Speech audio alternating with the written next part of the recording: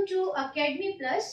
बच्चों, आज हम अपने सेल वाले टॉपिक में आगे बचे हुए सेल ऑर्गेनल्स डिस्कस करेंगे और ये 4 सेल ऑर्गेनल हम डिस्कस करेंगे जिनके नाम है endoplasmic reticulum, Golgi apparatus, lysosomes and vacuoles.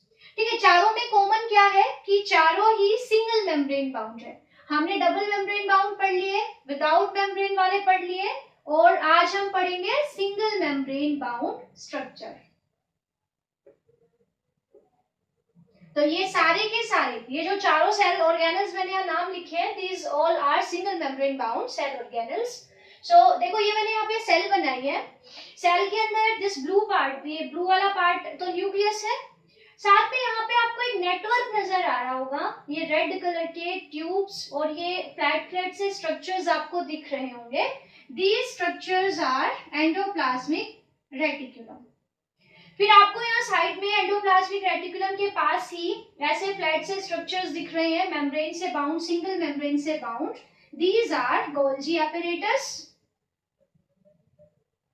और ये जो छोटे छोटे बैग्स मैंने बनाए हैं, दिस इज लाइसोसोम। और ये वाला पाउच ये छोटा भी हो सकता है, बड़ा भी हो सकता है, दिस इज वैक्यूल। तो ये 4 स्ट्रक्चर्स आज हम डिस्कस करेंगे। ठीक है, एंडोप्लाज्मिक रेटिकुलम, शॉर्ट में मैं इसको लिखूंगी ER, एंडोप्लाज्मिक रेटिकुलम। ये है क्या, देखो, एंडो मींस अंदर, plasmic means cytoplasm and reticulum means होता है नेटवर्क। ठीक है, तो ये एक नेटवर्क है, एक जाल बिछा हुआ है, सिंगल मेम्ब्रेन फोल्ड हो रखी है अलग अलग शेप में। तो ये जो पूरा एक न्यूक्लियस के पास आपको सिंगल मेम्ब्रेन से बना हुआ एक पूरा नेटवर्क नजर आ रहा है, this network of single membrane bound structures is called endoplasmic reticulum. Okay, endoplasmic reticulum के 3 कंपोनेंट्स हैं, मतलब 3 टाइप के स्ट्रक्चर्स हैं। एक तो आपको ऐसे फ्लैट से ऐसे स्ट्रक्चर्स नजर आ रहे होंगे, ऐसे ये सिंगल मेम्ब्रेन इस शेप में फोल्ड हो रखी है। तो इस तरह से जो ये इंटरकनेक्टेड फ्लैट पैरेलल स्ट्रक्चर्स आपको दिख रहे हैं, इन स्ट्रक्चर्स को हम कहते हैं cisternae.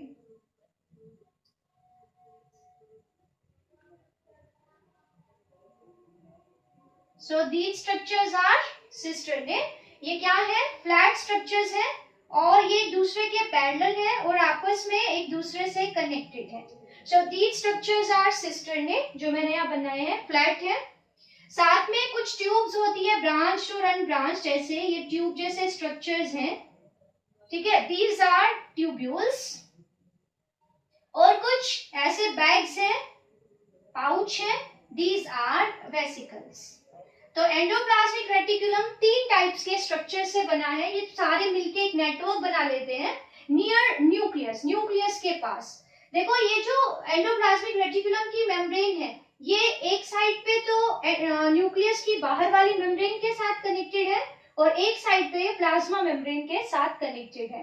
So this structure is connected with nucleus on one side and with plasma membrane on other side.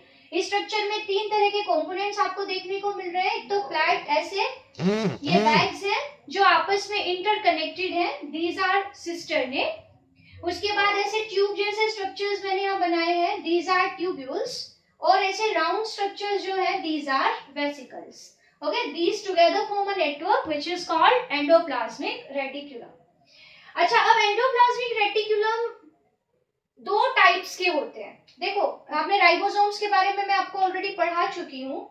अगर एंडोप्लाज्मिक रेटिकुलम के, मैं आपको बता रही थी कि जो ये स्ट्रक्चर्स हैं, अगर इनके ऊपर राइबोसोम्स प्रेजेंट है, राइबोसोम्स ग्रैन्युलर पार्टिकल्स हैं, अगर ये स्ट्रक्चर्स इसकी मेम्ब्रेन के ऊपर प्रेजेंट है, जो मैंने ब्लू कलर से बनाए हैं, तो जब आप माइक्रोस्कोप में इसको देखोगे तो इसका स्ट्रक्चर रफ नजर आएगा। जहां राइबोसोम है वहां ऊपर है, नहीं है वहां नीचे है। सो ये जो सरफेस है, इट अपीयर्स रफ। तो ऐसे जो एंडोप्लाज्मिक रेटिकुलम है जिनके साथ राइबोसोम्स अटैच्ड होते हैं, तो ये स्ट्रक्चर्स हमें माइक्रोस्कोप में रफ नजर आते हैं। So we name them as rough endoplasmic reticulum. तो जहां मैंने ब्लू कलर के डॉट्स लगाए हैं इसका मतलब ये रफ एंडोप्लाज्मिक रेटिकुलम है, जिसको शॉर्ट में मैंने लिख दिया है RER। इसी तरह वेसिकल्स दोनों टाइप की हो सकती हैं। अगर इसके ऊपर यहाँ पे राइबोसोम्स प्रेजेंट है तो ये रफ में काउंट होगी।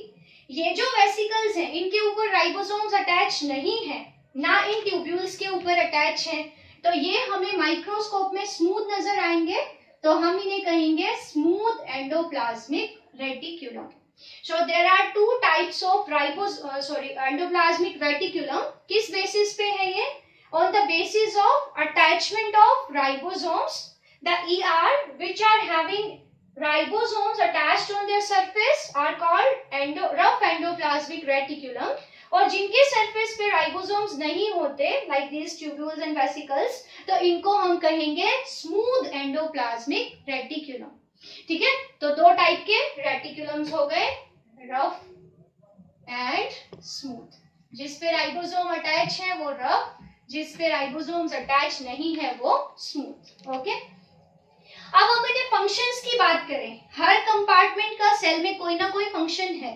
सो ये क्या करते हैं, एंडोप्लाज्मिक रेटिकुलम क्या करते हैं, ये क्या करेंगे, ये एक तो ये गोल्जी एपरेटस के साथ मिलके चीजों के ट्रांसपोर्टेशन में हेल्प करते हैं। चीजें कौन सी, like proteins, like other chemicals जो कि सेल्स के बाहर बने।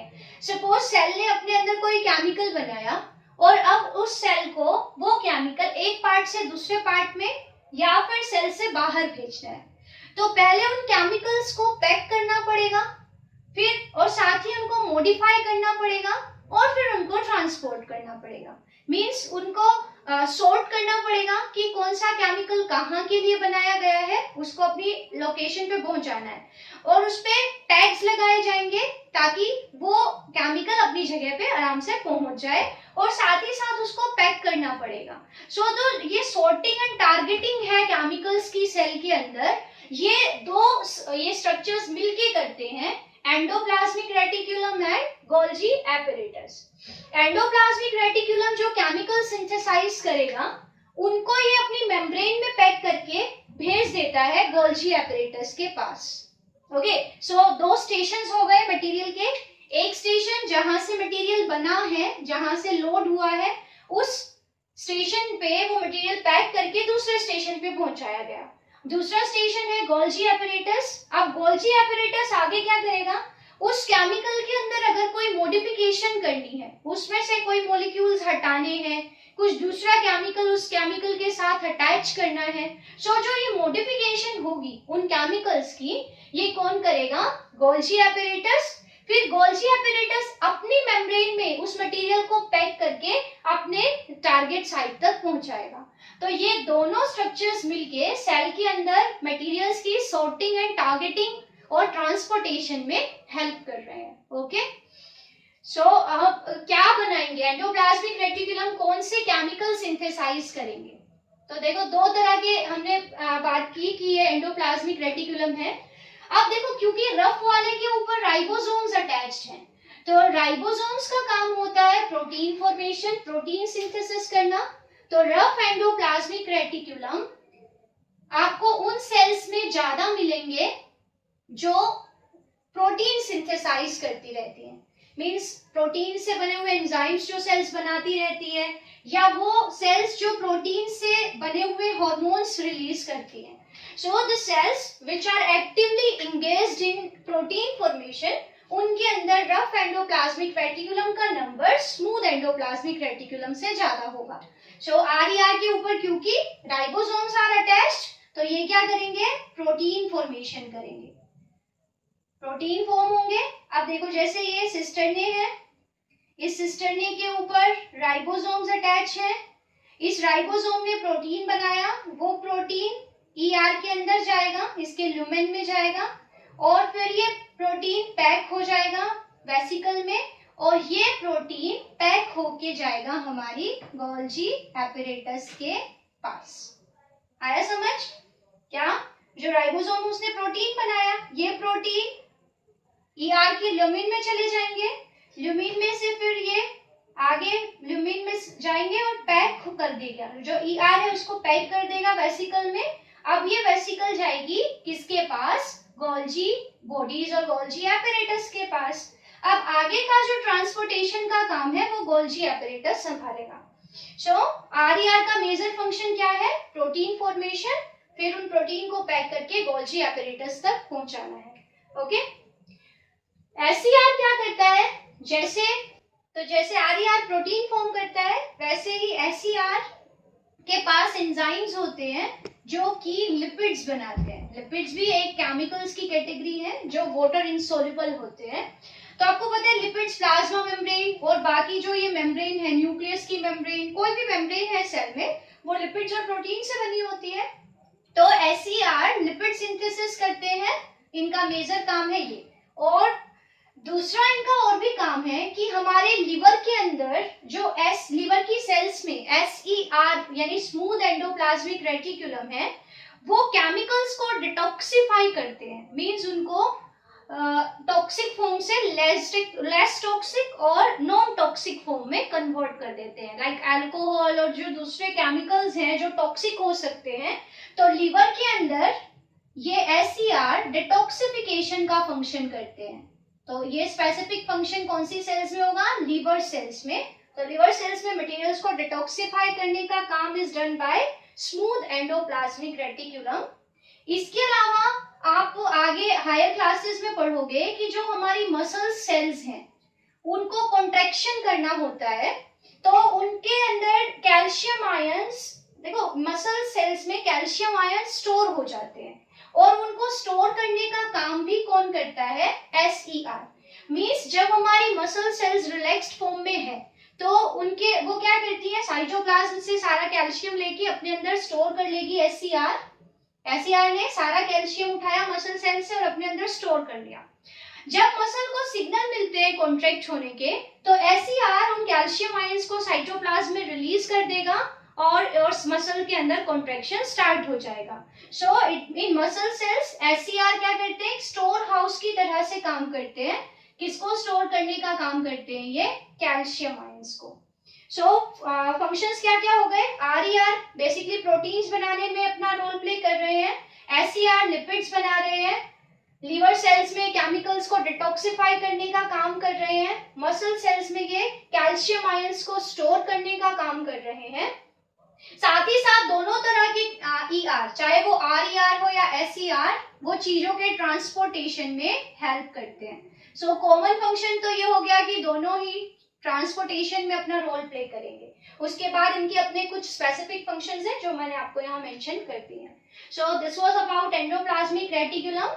Now moving to the next structure, वो क्या है, गोल्जी एपैरेटस। सुनने में बड़ा ही अजीब सा नाम लग रहा होगा आपको, गोल्जी एपैरेटस, बट एक्चुअली ये नाम एक साइंटिस्ट के नाम पे दिया गया है जिन्होंने इसको डिस्कवर किया था, और उन साइंटिस्ट का नाम था कैमिलो गोल्जी। तो कैमिलो गोल्जी के नाम पे, क्योंकि उन्होंने इन स्ट्रक्चर्स को डिस्कवर किया, तो उन्हीं के नाम पे इन स्ट्रक्चर्स का नाम पड़ा गोल्जी एपैरेटस। अब like endoplasmic reticulum, Golgi bodies भी न्यूक्लियस के पास होते हैं और ईआर एंड गोल्जी बॉडीज दोनों विसिनिटी में प्रेजेंट होते हैं, मींस दोनों पास पास प्रेजेंट होते हैं, यहाँ पे बनाया हुआ है। अब गोल्जी बॉडी के स्ट्रक्चर की हम बात करें तो स्ट्रक्चर में मैंने ऐसे स्ट्रक्चर बनाए ऐसे कर्व। तो देखो बच्चों, ये गोल्जी एपैरेटस जो है, ये मैंने आपको बताया कि साइंटिस्ट के नाम पे ये नाम पड़ा और उस साइंटिस्ट का नाम था कैमिलो गोल्जी।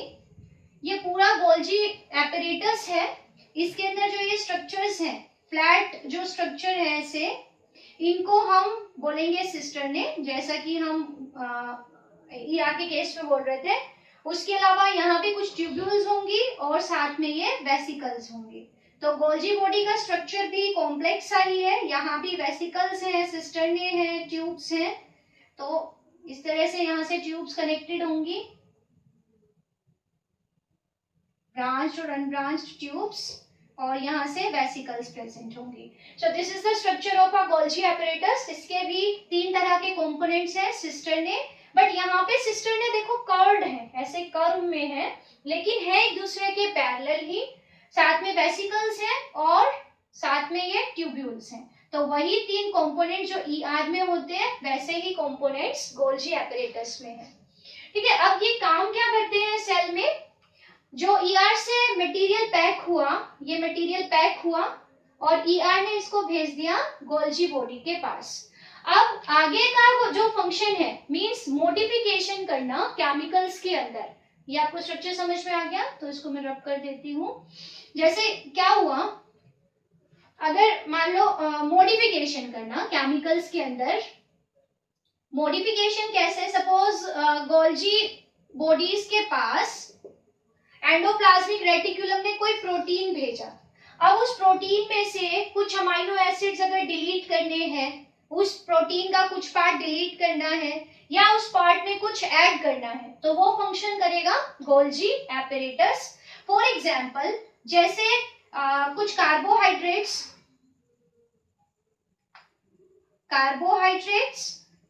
और प्रोटीन्स को ऐड करके, मींस प्रोटीन्स के अंदर कार्बोहाइड्रेट्स ऐड करके गोल्जी बॉडीज बनाता है ग्लाइकोप्रोटीन्स। ये ग्लाइकोप्रोटीन्स आपको प्लाज्मा मेम्ब्रेन में और बाकी जो दूसरे ऑर्गेनल्स हैं उनकी मेम्ब्रेन में मिल जाएंगे।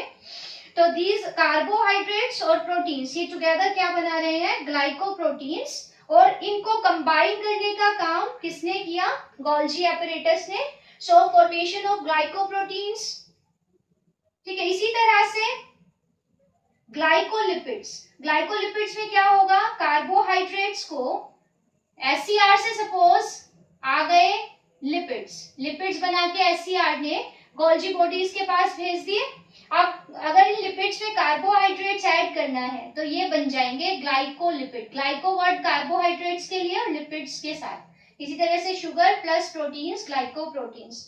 तो यहाँ पे ग्लाइकोलिपिड्स और ग्लाइकोप्रोटीन्स की फॉर्मेशन करना, तो इसको हम किस में लिखेंगे, मॉडिफिकेशन में, कि केमिकल्स को मॉडिफाई करना, किसी केमिकल में कुछ ऐड करना, उसमें से कुछ डिलीट करना, ये काम करते हैं गोल्जी एपरेटस। साथ ही साथ ये क्या करेंगे, तो फर्स्ट फंक्शन हो गया ये। दूसरा है sorting, tagging, packaging and transportation. देखो ये जो केमिकल्स आए इनके पास, अब उन केमिकल्स को कौन सी साइट पे पहुंचाना है, उस केमिकल को सेल के बाहर भेजना है कि सेल के किसी दूसरे पार्ट में पहुंचाना है, तो उन पे कुछ केमिकल सिग्नल्स ऐड किए जाते हैं उन केमिकल्स पे। तो चीजों को अपनी लोकेशन पे पहुंचाना मीन्स उनका छांटना एक तरह से कि कौन सा मटेरियल कहाँ जाएगा, ये सॉर्टिंग हो गया। फिर उनपे कुछ केमिकल्स ऐड करना, सिग्नल्स ऐड करना, ताकि वो केमिकल अपनी प्रॉपर प्लेस पे जा सके, उसको हम टैगिंग कहेंगे। जैसे होता है ना, कोई मटेरियल हमें पहुंचाना है तो हम उसके ऊपर एक एड्रेस लिख देते हैं कि वो उस एड्रेस पे जाके पोस्ट हो जाए। तो इसी तरह से जो मटेरियल गोल्जी बॉडी को डिस्टेंट साइट्स पे पहुंचाने हैं, कौन सी साइट पे जाएंगे, तो डिफरेंट साइट्स के लिए डिफरेंट एड्रेस उस पे, यानी कि केमिकल्स ऐड कर दिए जाएंगे, सिग्नल्स ऐड कर दिए जाएंगे, ये टैगिंग हो गया। फिर उस मटेरियल को मेम्ब्रेन के पाउच में पैक करना यानी पैकेजिंग, और फिर उसको आगे ट्रांसपोर्ट करना, ये सारा काम कौन संभालेगा, अब गोल्जी बॉडीज और गोल्जी एपरेटस। तो क्योंकि ये चीजों को के ट्रांसपोर्ट को हैंडल करने, कौन से मटेरियल को कहां पहुंचाना है, तो ये इसलिए गोल्जी बॉडीज को और गोल्जी एपरेटस को हम कहते हैं traffic police of the cell. जैसे ट्रैफिक पुलिस ट्रैफिक को हैंडल कर रहा है, वैसे ही मटेरियल्स के ट्रैफिक को सेल में हैंडल कौन करता है, गोल्जी एपरेटस। ठीक है। सो मॉडिफिकेशन हो गया, ग्लाइकोप्रोटीन्स की फॉर्मेशन, ग्लाइकोलिपिड्स की फॉर्मेशन, केमिकल्स की sorting, tagging, packaging and transportation, उस सब में गोल्जी बॉडीज और गोल्जी एपरेटस अपना रोल प्ले करते हैं। साथ ही साथ गोल्जी बॉडीज का एक और इम्पोर्टेंट फंक्शन है, वो है लाइसोसोम्स की फॉर्मेशन। इस काम में दोनों ही इन्वॉल्व हैं। देखो, लाइसोसोम्स को बनाने का काम ईआर और गोल्जी बॉडीज मिलके करते हैं। तो लाइसोसोम्स के बारे में अभी हम पढ़ने जा रहे हैं। तो lysosome formation is done with the help of these two structures, जो हमने पहले पढ़े हैं। ठीक है, अब लाइसोसोम्स पे चलते हैं। ओके, लाइसोसोम्स सिंगल मेम्ब्रेन से बने हुए बैग्स हैं, पाउचेस हैं, ठीक है, जिनके बाहर एक सिंगल कवरिंग है और इनके अंदर डिफरेंट टाइप्स के एंजाइम्स प्रेजेंट हैं। एंजाइम्स ये हमारी सेल के अंदर कुछ केमिकल रिएक्शंस करते हैं और ये डिफरेंट ऑर्गेनिक कंपाउंड्स को डाइजेस्ट करने का काम करते हैं, जैसे प्रोटीन्स को डाइजेस्ट करना, कार्बोहाइड्रेट्स को, लिपिड्स को डाइजेस्ट करना।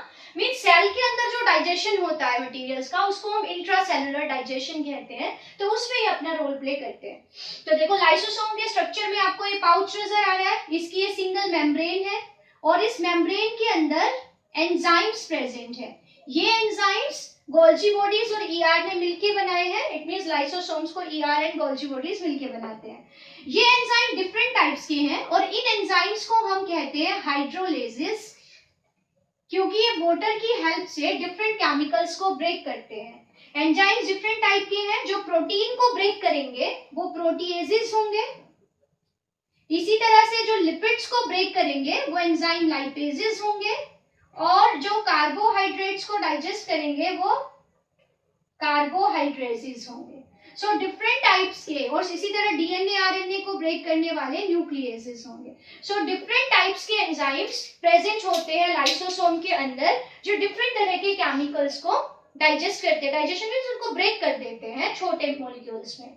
सो लाइसोसोम्स के जो ये एंजाइम्स हैं, दीज आर हाइड्रोलेसिस, और ये एंजाइम्स साथ ही साथ जो एक इंपॉर्टेंट चीज है कि ये एंजाइम्स एसिडिक पीएच पे काम करते हैं, नियर अबाउट 3 to 4।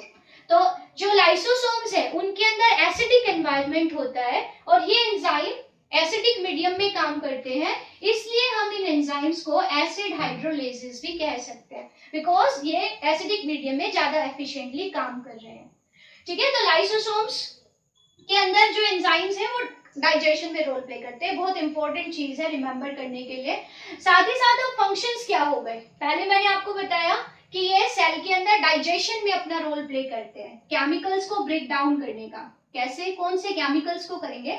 सपोज ये एक सेल है, ठीक है, छोटी सी सेल है, ये लाइसोसोम है इसके अंदर, और इन लाइसोसोम के अंदर एंजाइम्स भरे हुए हैं। अब बाहर से कोई बैक्टीरिया हमारी बॉडी के अंदर एंटर करता है, और ये बैक्टीरिया है रेड कलर वाला, ये बैक्टीरिया हमारी सेल के अंदर एंटर कर गया। अब ये सेल के लिए हार्मफुल है ये बैक्टीरियम, ये डिजीज कॉज कर सकता है। तो लाइसोसोम क्या करते हैं, इस बैक्टीरिया के साथ फ्यूज हो जाते हैं। ऐसे इस बैक्टीरियम के साथ ये फ्यूज हो गए और इसको निगल गए, ये इसके लाइसोसोम के अंदर चला गया बैक्टीरिया। अब जो लाइसोसोम के अंदर एंजाइम थे वो इस बैक्टीरियम को ब्रेक कर देंगे, क्योंकि बैक्टीरियम भी तो केमिकल से ही बना है, तो ये एंजाइम्स इस बैक्टीरियम को ब्रेक कर देंगे, जिसकी वजह से बैक्टीरिया मर जाएगा और हमें डिजीज नहीं होगी। तो पहली बात तो ये बाहर से आने वाले केमिकल्स को डाइजेस्ट कर रहे हैं, ब्रेक कर रहे हैं। सो ये किसमें अपना रोल प्ले कर रहे हैं? इंट्रासेलुलर डाइजेशन में। आप अमीबा का नाम सुनते हो, अमीबा बाहर से फूड इनटेक करेगा और उस फूड को डाइजेस्ट करने का काम भी अमीबा की सेल में कौन करेंगे? लाइसोसोम्स के एंजाइम। तो एक तो ये इंट्रासेलुलर डाइजेशन कर रहा है, दूसरा ये सेल को प्रोवाइड कर रहा है डिफेंस, क्योंकि बाहर से आने वाले पैथोजन से, डिजीज कॉजिंग एजेंट से सेल को बचा रहा है। इसका मतलब ये सेल को डिफेंड कर रहा है, डिफेंस में अपना रोल प्ले कर रहा है। पैथोजेंस को इनगल्फ करके उनको किल करने का काम कर रहे हैं लाइसोसोम्स। ठीक है, इसके अलावा लाइसोसोम्स क्या करते हैं, सपोज सेल के अंदर कोई स्ट्रक्चर पुराना हो गया है, सपोज ये माइटोकॉन्ड्रिया है और अब ये ठीक से काम नहीं कर रहा, तो सेल क्या करेगी? इसको हटाएगी और इसकी जगह नया माइटोकॉन्ड्रिया सिंथेसाइज करेगी। तो उसमें भी लाइसोसोम के एंजाइम इस माइटोकॉन्ड्रिया को ब्रेक कर देंगे और सेल क्लीन हो जाएगी। मींस ये सेल को क्लीन कर रहे हैं और इसलिए इनको हम कहते हैं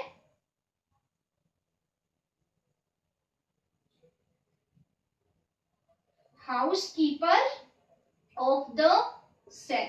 क्यों कह रहे हैं हाउसकीपर? सेल तो इसका हाउस हो गया, उसकी देखभाल कर रहे हैं। ये सेल में बाहर से आने वाले पैथोजेंस को से सेल को बचा रहे हैं। सेल के अंदर कोई स्ट्रक्चर पुराना हो गया है, डैमेज हो गया है, तो उससे भी ये ब्रेक कर देते हैं ताकि उसके मटेरियल को यूज करके सेल नया स्ट्रक्चर बना सके।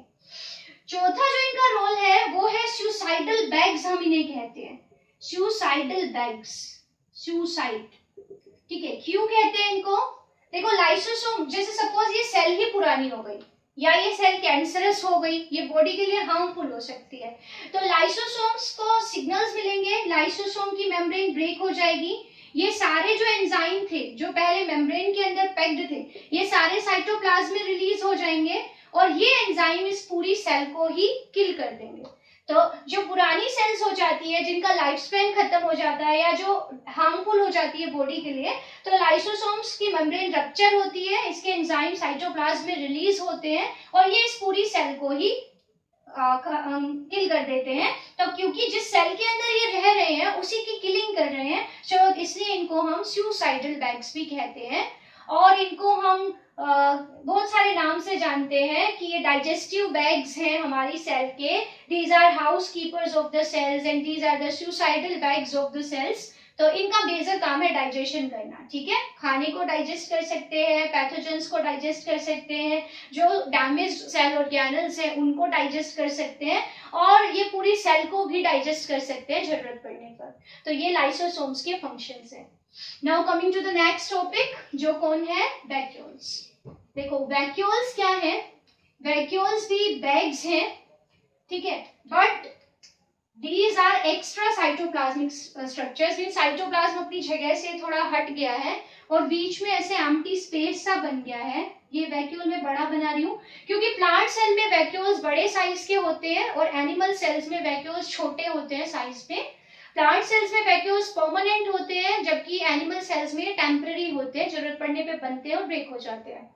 तो vacuoles are extra cytoplasmic structures जिनके बाहर एक सिंगल कवरिंग है और ये कवरिंग प्लाज्मा मेम्ब्रेन की तरह से ही सिलेक्टिवली परमिएबल है, ठीक है। तो वैक्यूल्स बैग्स हैं, पाउचेस हैं, सिंगल मेम्ब्रेन से बाउंड। साइटोप्लाज्म यहाँ से हट गया है तो ऐसे पाउचेस बन जाएंगे जिनको हम वैक्यूल्स कहेंगे। अब वैक्यूल्स के टाइप्स होते हैं, there are different types of vacuoles. जैसे एक होते हैं सैप वैक्यूल्स, एक होते हैं कॉन्ट्रैक्टाइल वैक्यूल्स,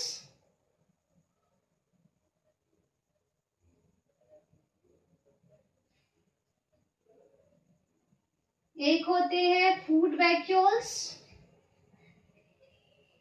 और एक लास्ट है गैस वैक्यूल्स, ठीक है। तो there are 4 types of vacuoles depending on their function, ठीक है। सैप वैक्यूल, ये वैक्यूल्स आपको मिलेंगे प्लांट एंड एनिमल सेल्स में, प्लांट एंड एनिमल सेल्स में ये आपको मिलेंगे और ये किसमें हेल्प करते हैं, स्टोरेज में। ये चीजों को स्टोर करने का काम करते हैं। जैसे प्लांट्स में वाटर को स्टोर करना, वेस्ट को स्टोर करना, फूड को स्टोर करना, सो ये स्टोरेज में अपना रोल प्ले करते हैं।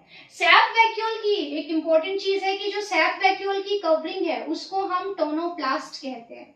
So the single covering of SAP vacuole is called tonoplast and it is selectively permeable like plasma membrane, ठीक है। तो जो वैक्यूल स्टोरेज के लिए रोल प्ले करते हैं, चीजों को स्टोर करने का काम करते हैं, जो इनके अंदर केमिकल स्टोर होंगे, वाटर, फूड वगैरह, इनको हम सैप कहेंगे, ठीक है। तो ये सैप वैक्यूल्स हैं, स्टोरेज का काम कर रहे हैं। These are present in plants and animal cells और इनकी कवरिंग को हम टोनोप्लास्ट कहते हैं। दूसरे टाइप है कॉन्ट्रैक्टाइल वैक्यूल्स, ये कॉन्ट्रैक्ट करते हैं। जैसे देखो अमीबा की बात करें और दूसरे जो प्रोटोजोन्स हैं लाइक प्लाज्मोडियम और यूग्लिना, पैरामीशियम्स वगैरह, उनके अंदर क्या होता है कि सेल के अंदर ऐसे वैक्यूल्स प्रेजेंट होते हैं। देखो ये जो सपोज हम अमीबा की बात कर रहे हैं तो अमीबा लिव्स इन वाटर, तो चारों तरफ से पानी सेल के अंदर आ रहा है ओस्मोसिस से, तो इस एक्स्ट्रा पानी को रिमूव करना पड़ेगा। तो ये वाटर आ गया, साथ ही साथ इसकी सेल में अमोनिया बनता है, वेस्ट प्रोडक्ट, तो वो अमोनिया भी वाटर में डिसॉल्व हो जाएगा। तो ये वैक्यूल क्या करेंगे, इस वाटर को स्टोर कर लेंगे, अमोनिया को स्टोर कर लेंगे। वैक्यूल बड़े हो गए साइज में और फिर ये एकदम से कॉन्ट्रैक्ट करेंगे और प्रेशर के साथ ये इस एक्स्ट्रा पानी को और इस पानी में जो वेस्ट था उसको ये रिमूव कर देते हैं। समझे, पानी सेल के अंदर ऑस्मोसिस से आता रहता है, तो इन सेल को जरूरत है कि एक्स्ट्रा वाटर को रिमूव करें, साथ ही साथ उस वेस्ट भी यहाँ पे प्रेजेंट है सेल के अंदर, तो उसको भी रिमूव करना है। तो सारा ये वेस्ट और वाटर पहले तो वैक्यूल के अंदर स्टोर होता रहेगा, ये वैक्यूल पर रप्चर होंगे एक फोर्स के साथ और ये सारे इस वाटर को और वेस्ट को रिमूव कर देंगे। तो ये वैक्यूल्स जो आपको डिफरेंट सिंगल सेल ऑर्गेनिजम्स में मिलते हैं, ये एक तो वाटर को बैलेंस कर रहे हैं सेल के अंदर, वाटर को वाटर की कंसंट्रेशन को मेंटेन कर रहे हैं, तो वाटर के लेवल को, वाटर की कंसंट्रेशन को मेंटेन करना कहलाता है ओस्मो रेगुलेशन। साथ ही साथ ये वेस्ट को रिमूव कर रहे हैं सेल से, तो सेल से वेस्ट को रिमूव करना excretion. So osmoregulation and excretion, ये दो मेजर फंक्शन है कॉन्ट्रेक्टाइल वैक्यूल के। और कॉन्ट्रेक्टाइल वैक्यूल आपको कहाँ मिलेंगे? In single cell organisms like amoeba, paramecium, यूबीना, इनमें मिलते हैं। Next is food vacuole. Food vacuole भी आपको ऐसे ही सिंगल सेल्ड ऑर्गेनिजम्स में मिलेंगे। एक्चुअली क्या होता है, हमारी डब्ल्यूबीसीज भी फूड वैक्यूल बनाती है। जैसे सपोज ये अमीबा है, आपने ये इसके फूड है, तो अमीबा क्या करता है, इस फूड के चारों तरफ ऐसे फिंगर जैसे स्ट्रक्चर्स बना लेता है। फिर ये फिंगर लाइक स्ट्रक्चर्स फ्यूज होके ऐसे पाउच बना लेते हैं। इस पाउच के साथ लाइसोसोम फ्यूज हो जाएंगे और ये पूरा एक ही पाउच बन जाएगा। इस पाउच के अंदर खाना भी है और लाइसोसोम्स के एंजाइम्स भी हैं और ये डाइजेशन करेंगे। ठीक है, तो फूड वैक्यूल क्या है? फूड वैक्यूल बेसिकली दो चीजों से बना है। आपने फैगोसाइटोसिस मैंने आपको पढ़ाई थी, तो उसमें स्ट्रक्चर बनता है फैगोसोम प्लस लाइसोसोम, तो ये दोनों मिलके स्ट्रक्चर बना लेते हैं फूड वैक्यूल। और फूड वैक्यूल भी आपको सिंगल सेल्ड ऑर्गेनिजम्स में मिलेंगे। इनका काम है खाने को डाइजेस्ट करना। ठीक है, तो ये डाइजेशन में अपना रोल प्ले करते हैं। नेक्स्ट जो वैक्यूल्स है वो गैस वैक्यूल्स हैं। गैस वैक्यूल्स आपको किस में मिलेंगे? प्रोकैरियोट्स में। जो बैक्टीरिया है, प्रोकैरियोट्स में कौन आते हैं? बैक्टीरिया। तो बैक्टीरिया, कुछ बैक्टीरिया ऐसे होते हैं जो वाटर के सरफेस पे फ्लोट करते हैं, पानी के सरफेस पे रहते हैं, बायोन्सी के लिए ये बेसिकली है। तो देखो गैस वैक्यूल्स, पहली बात तो आपको कहाँ मिलेंगे? These vacuoles are present in aquatic bacteria, जो कि पानी के सरफेस पे फ्लोट करते रहते हैं। तो इन वैक्यूल्स के अंदर गैस लिखा हुआ है, तो गैस प्रेजेंट होती है। गैस की वजह से ये उनकी बॉडी की डेंसिटी को कम करता है, बायोन्सी देता है ताकि बैक्टीरिया पानी में सिंक ना हो। तो ऐसे जो वैक्यूल्स हैं जिनमें गैस फिल्ड है और जो बायोन्सी देने का काम प्रोवाइड कर रहे हैं, तो ऐसे वैक्यूल्स को हम गैस वैक्यूल्स कहते हैं। अब आपके लिए एक होमवर्क है, क्योंकि अब चैप्टर हमारा इसका बहुत सारे इंपॉर्टेंट टॉपिक्स हम कवर कर चुके हैं, तो आपको एक काम करना है कि आपको प्लांट सेल और एनिमल सेल्स में डिफरेंस पढ़ने हैं और उनके स्ट्रक्चर्स को मेमोराइज करना है, उसको ड्रॉ करके देखना है। इसके बाद इस टॉपिक से रिलेटेड इस चैप्टर से जो भी टॉपिक्स हमने पढ़े हैं उनके ऊपर एक हम क्वेश्चन हम डिस्कस करेंगे। सो उसके लिए आपको प्रिपेयर्ड रहना है। Thank you, have a nice day.